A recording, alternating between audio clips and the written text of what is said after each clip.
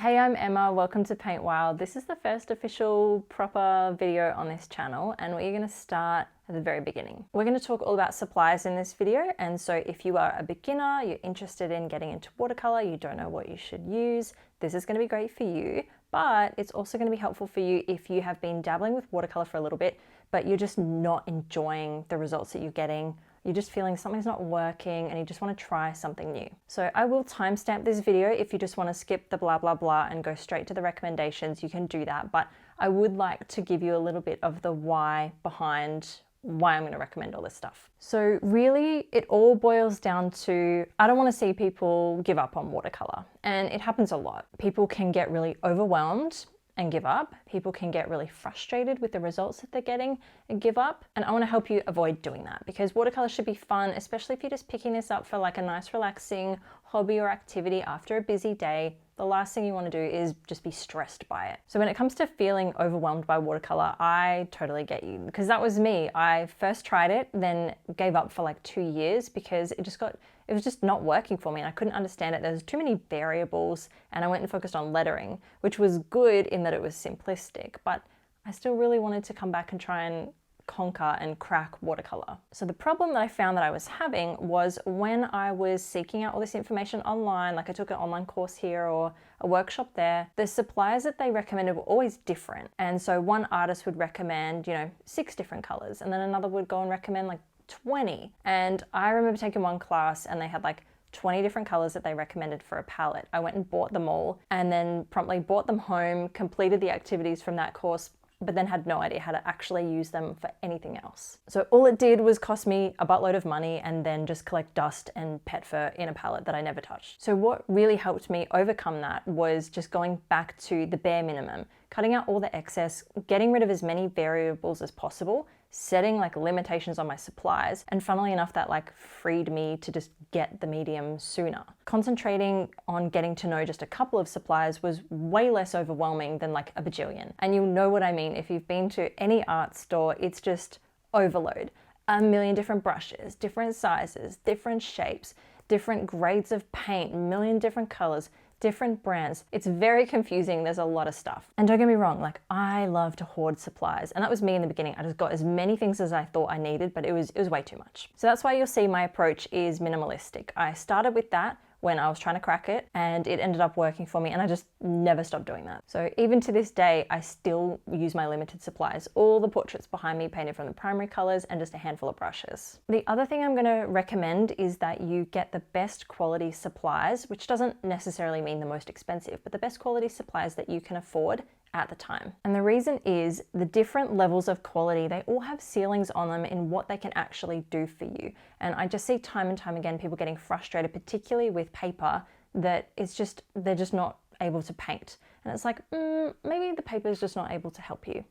Especially when we're online so much and we're doing our work, then looking online and seeing everyone else's, it's really hard to just like reconcile why they look so different. But more often than not, the professional artists that you're looking to, they've got the higher quality supplies. Now, I'm not by any means saying that all student grade or any non-professional, non-artist grade supplies are, doo-doo caca, because that's not the case at all. They can be really good if you know how to use them and get the most out of them, but that's where the problem lies, right? And there's this sentiment that sometimes goes around the art community of like, well, it's not the supplies, it's the artist, and any great artist can make do with any level of supply. And it's like, keyword being any great artist. Like, we're talking about beginners here. Like, yes, I now, after many years of painting, could probably get my head around most of the bad supplies and get them to do what I need them to do.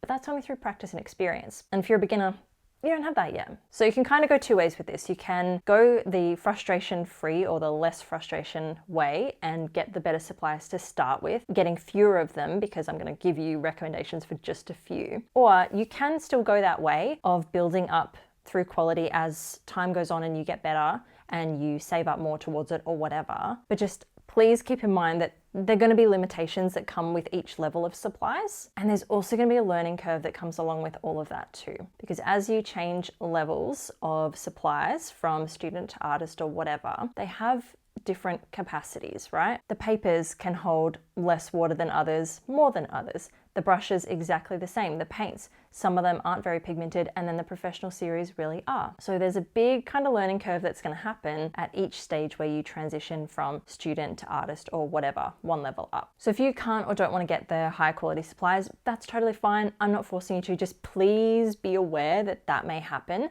and you might have a frustrating time as you level up.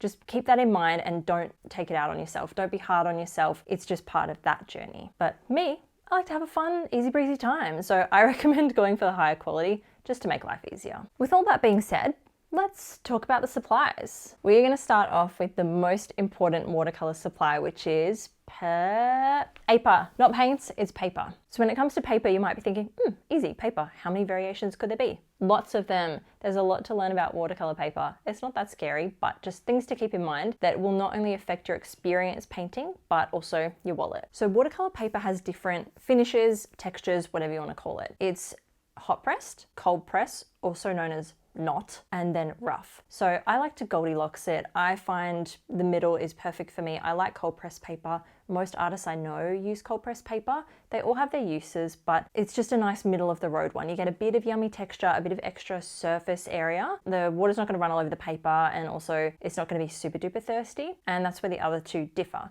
So hot pressed doesn't hold water as well, but it's very smooth. So it's excellent for things like really fine detail. And then rough, on the other hand, just is super duper thirsty, but can shine through a lot of texture if you let it and you like dry brushing or, just skipping over some of the texture. Basically, like, it has valleys and ridges on the paper surface. The hot press is really tightly compressed, giving it that smooth finish. Cold press is a little bit looser, and rough is super duper loose. And so you just have to remember, if you're swapping from one to the other, that they're going to hold water differently. In terms of colors, there's not that many colors. There's sometimes like white and then high white. There's black watercolor paper, which is super fun as well, but really not much of a difference. It just depends if you want super bright or kind of like a beigey, creamy off-white color. You need to be aware of weight of watercolor, and really what that means is like the thickness of it. And that can affect the price, but also the way it behaves. So with watercolor paper, when you put water on it, a lesser weight watercolor paper, it can buckle and warp both during the painting and after when it dries. There are techniques you can do to avoid this, like stretching or using watercolor blocks, which we'll talk about soon. But the higher you go in the weight, the less it's going to buckle. And if you get like the super duper thick watercolor paper, you don't even have to tape it down or do anything. You just paint straight on it and it's going to be perfect. But with that comes a price tag. So I recommend just using 90-pound paper, which I think is 185 GSM, or 140-pound paper, which is 300 GSM. Those are the two weights that I pretty much use, and I reserve the 300 GSM for things like commissions or gifts because they're a little bit thicker. They're not going to bend or go crazy. But for day-to-day painting and like all the things behind me, I just use the 90-pound paper because it's perfectly fine, and I'm not going to frame it or anything. I don't mind if there gets a little bit of warping in there. It's not a big deal to me, and it's just super cost effective. So the other thing that is going to impact price and experience as well is the format that it comes in. So watercolor paper can come in loose leaf sheets. They usually have deckled edges, which is like kind of torn, and an embossed logo of the brand on there. So just keep that in mind, because the first time I got a sheet, I was like, what is that doing there? That's annoying. Then you've got pads which have like one little gummed edge on them, sometimes two.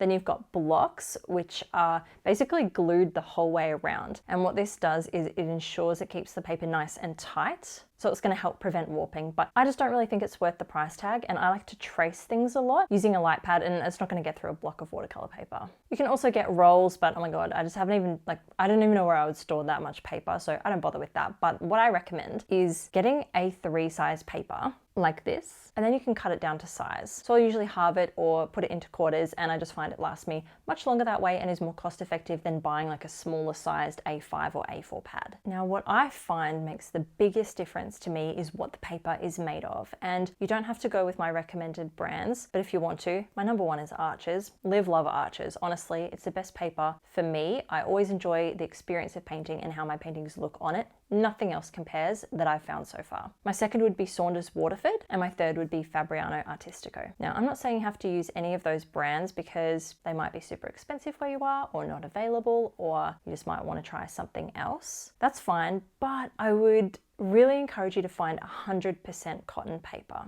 My biggest issue when I've tried painting on other brands of paper is if it's not 100% cotton, I don't like how my work looks on it. Cotton's gonna hold the water the best, so keep an eye out for what it's made of. Some papers say like 25% cotton. You can use it if you want, but please just bear in mind. And like you can use, let's say you just want to commit to a half cotton, half wood pulp paper, that's totally fine, but please just once try good paper just to see the difference. A lot of beginners tell themselves they're not worthy of the good paper and that should be saved for final pieces or when they're good enough only, and that's just not true. You need to practice on the paper you plan to use, or you're going to have that learning curve problem where it doesn't behave the same as the lesser quality paper that you were painting on and practicing on. But that sums up paper. Those are my 3 recommendations. Give cotton paper a try at least once just to compare to whatever else you're using. I highly doubt you'll be disappointed. All right, let's talk about the next most important supply, which is, in my opinion, paints. So if you go to any art store, you're going to find hundreds of colors and brands of paints, and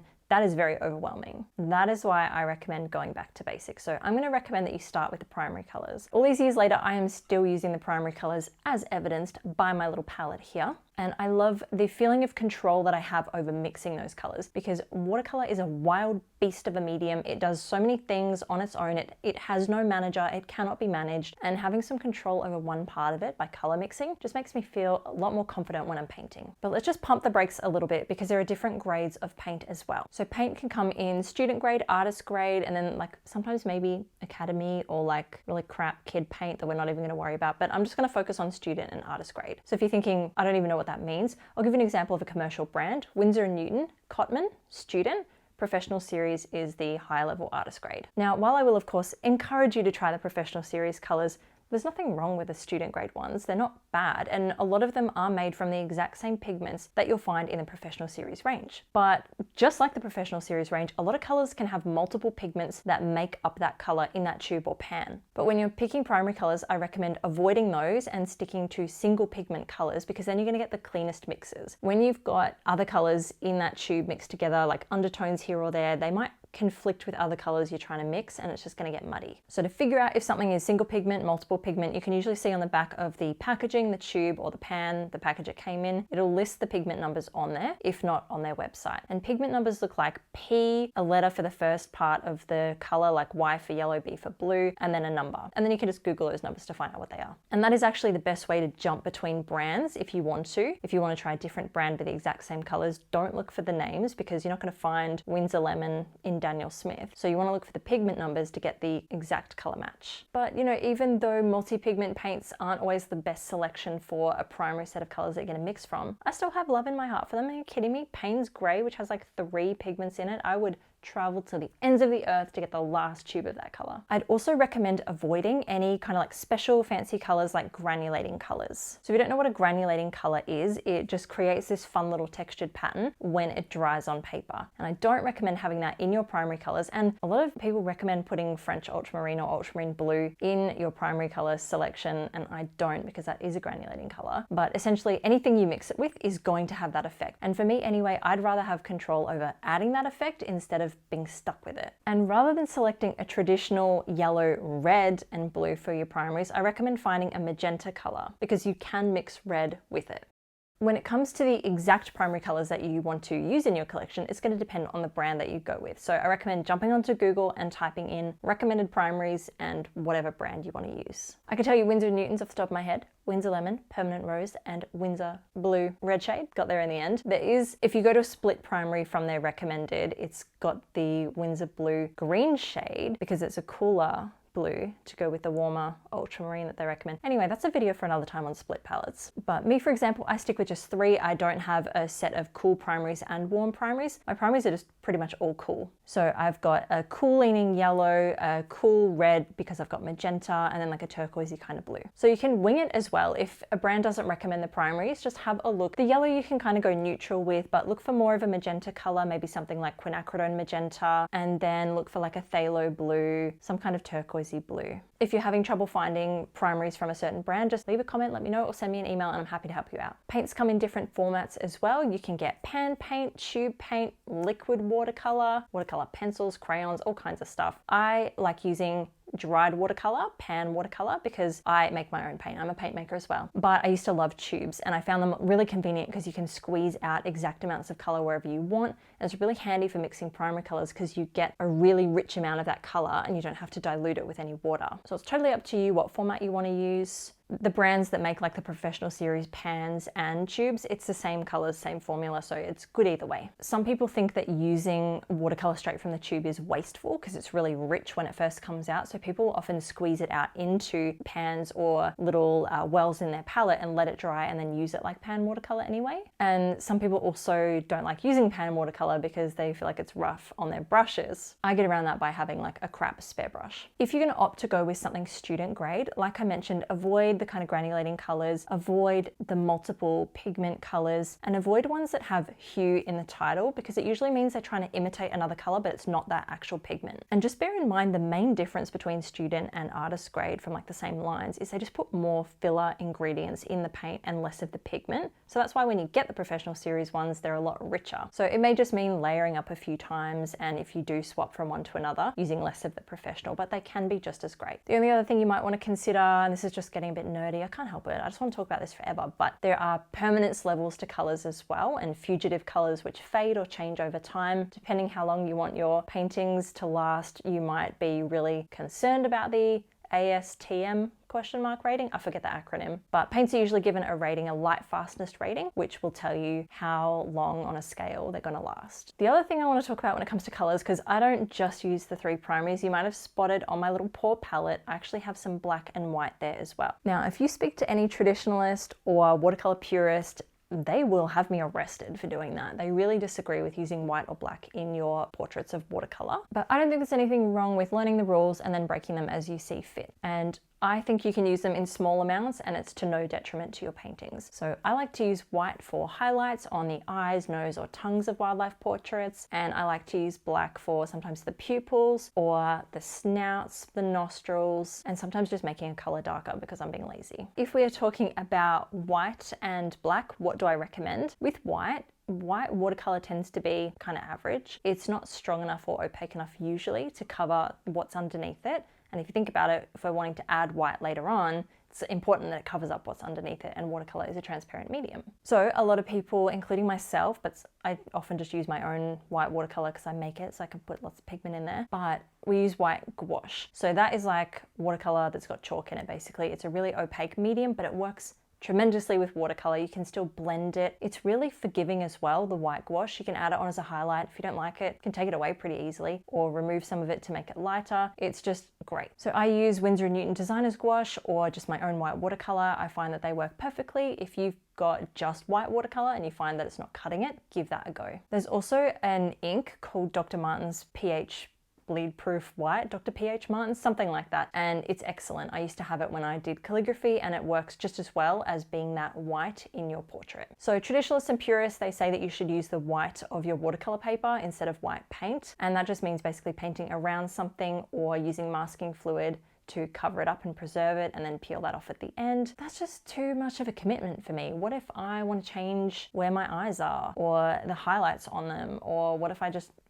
I don't want to be stuck with that the whole painting. So I don't like using masking fluid, and negative painting is sometimes just not convenient, but those are your options if you don't want to use white watercolor or gouache. In terms of black, I love Mars black. So we were talking about granulating colors before and how you should avoid them. I actually like this as a granulating color on my palette because perfect for little dog snoots. It gives me that just beautiful textured dog nose without me having to do anything. But with granulating colors, if you use them thickly enough, they're not going to show the granulation. So they're still really perfect for something like pupils. And if you water them down, you can have this really cool nose. But you want to use black watercolor pretty sparingly in your paintings. If you use a lot of it, it can just really suck the life out of things. And so the traditionalists and the purists will tell you you should never use it. You should mix your own black. And that's definitely an option too. And I can teach you how, or you can also just kind of cheat and have a purple or a blue and then put some black in it. At least it just gives it a bit more Yeah, no. So moving on to brushes, these I think you can scrimp the most on. And so you can have just like a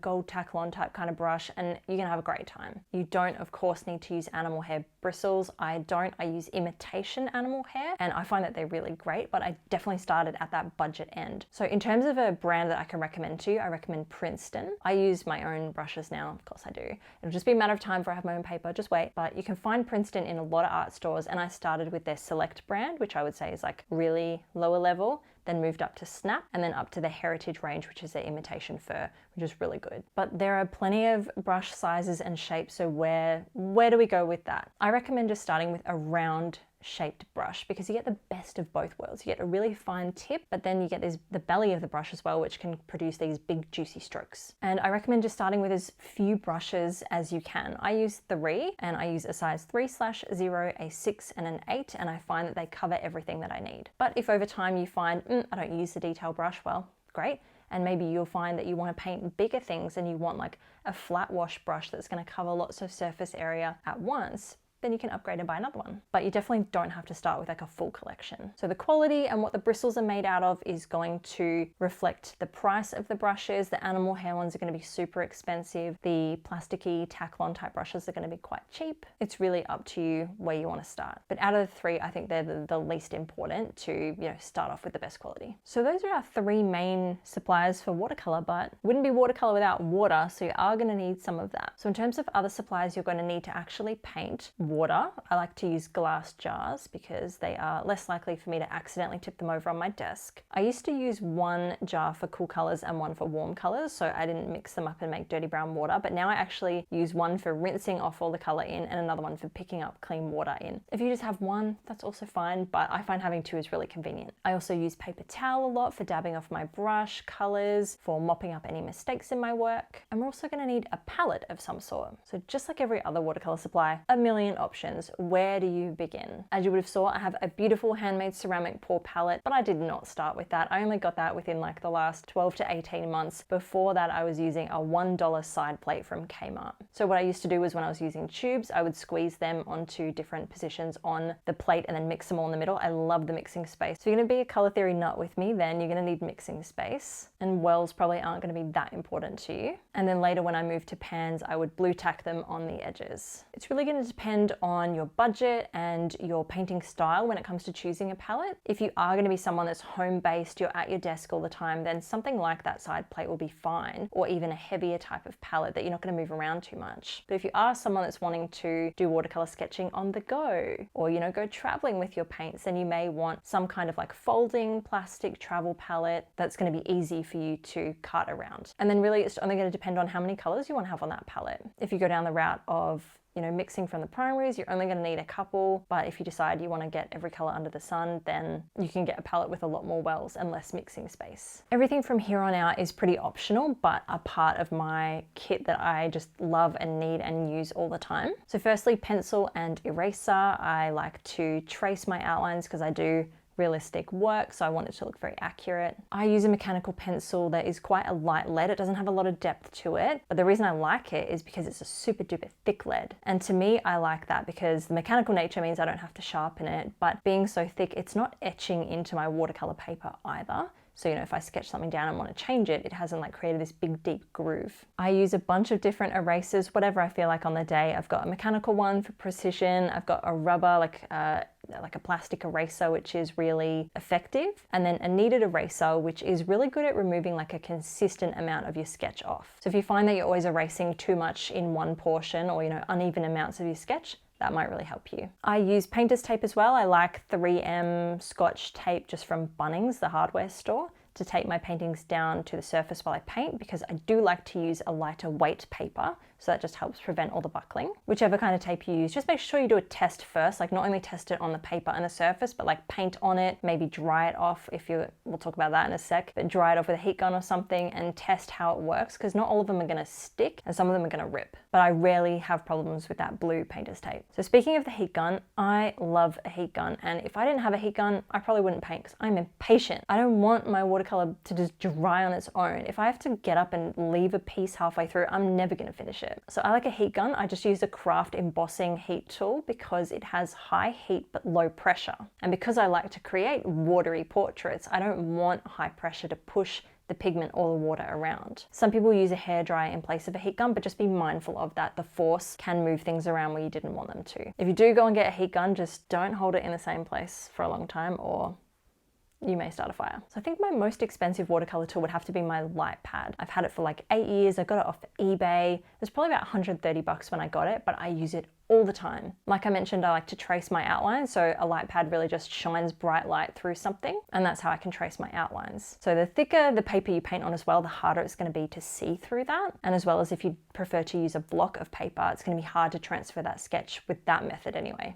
If you don't like putting grey lead pencil on your page, or you find that you can see that still shining through your layers when you paint over it, because that can happen, painting a layer can kind of lock your outline sketch in, you can also try using watercolor pencils. So they're designed to be dissolvable and act like watercolor, so you might want to outline your sketches with watercolor pencils instead. And there's so many colors, you can color match to whatever subject you're painting. So like I mentioned though, along with those 3 sizes, I also have like a crappy spare brush, and really it's not a crap brand brush, it's a good brand brush. I use a Princeton Heritage, but I've had it for like 7 years. So I well and truly wore it out, and now I use that brush to activate and create all my mixes, as well as do any dry brushing techniques so that I don't damage the bristles on my other brushes. And another brush which I've started using lately, but you know, I went years without using, is a really large flat wash brush for exactly that, you know, wetting down large areas at once. I really only use it for applying water, not actually painting with it. It's just going to save a lot more time than, you know, doing it with a little size 8. So to recap, if you want to go out and buy the exact stuff that I use, you are going to look for Arches cold press paper, 90 pound or 140 pound. You're going to go grab yourself 3 primary colors, yellow, red, magenta and blue, in a brand of your choice. If you're going with Winsor & Newton, that is Winsor Lemon, Permanent Rose and Winsor Blue Red shade. And if you want to continue on that theme, Winsor & Newton Designer's Gouache in white, and a Mars Black from any brand you like. You're going to go buy yourself 3 brushes, round shape in sizes 3/0, 6 and 8. Recommend a commercial brand, Princeton. You're going to go to Kmart or some kind of homeware store and get a side plate to do all your mixing and use as your palette. You're going to grab some paper towel, some glass jars for water, a craft embossing heat tool, a Staedtler Mars (on that pronunciation), mechanical pencil and eraser, and or Tombow plastic eraser, and or Faber-Castell kneaded eraser, one or all of the above, some blue painter's tape, and a light pad for tracing. I think even Crayola make them these days, but mine is a Huion (on the pronunciation) brand in A3. Those are my recommendations for watercolor supplies, whether you're a beginner, whether you're struggling with your supplies, or whether you're looking for lifetime supplies, because I still use these and I love them very much. Hope this video helped you. Leave a comment below if you've got any questions about any of the supplies mentioned, you want help with choosing your primary colors, or anything else I can help with. Otherwise, catch you next time.